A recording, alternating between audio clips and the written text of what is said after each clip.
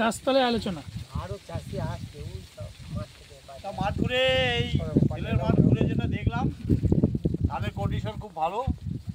এখন মোটামুটি tailoring stage চলছে, পাশ কাটি হচ্ছে, সবুজই আছে। তা স্বর্ণমাসুরি ধানে একটু খোলা পচা আছে, আর যেটা আছে কিছু আগাছা আছে সেগুলো পরিষ্কার করছে। আর যেটা হচ্ছে এই সময় মাজরা পোকাটা আমি দেখতে পাইনি এখানে, ঠিক আছে। আর পাতা মোড়া পোকাও দেখতে পাইনি।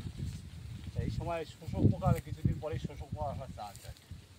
আর একটা হচ্ছে ঝলসা রোগটা আসতে পারে, কারণ এবছর বৃষ্টির পরিমাণটা অনেক বেশি।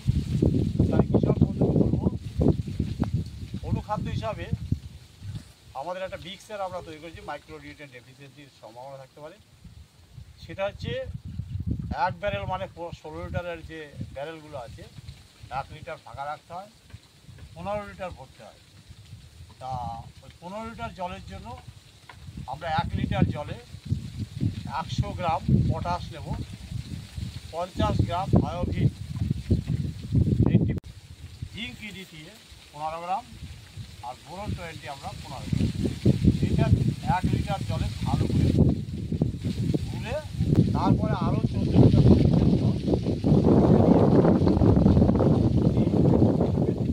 একটা হচ্ছে খাদ্যের অভাব।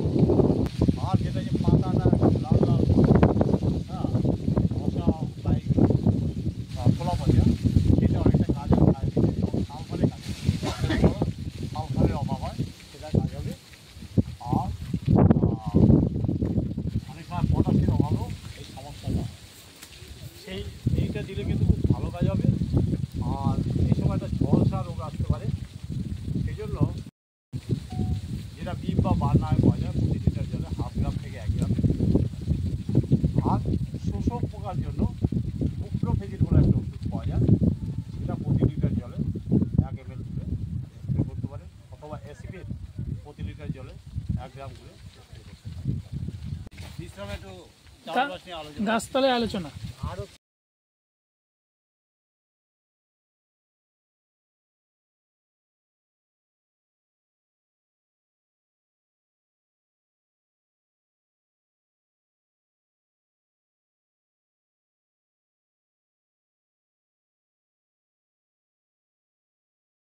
ও মানুষ মানুষ, দুটো কান আর দুটো চোখ, দেখবা আর শুনবা, কিন্তু একটা মুখ তো একটু কথা কম কবা।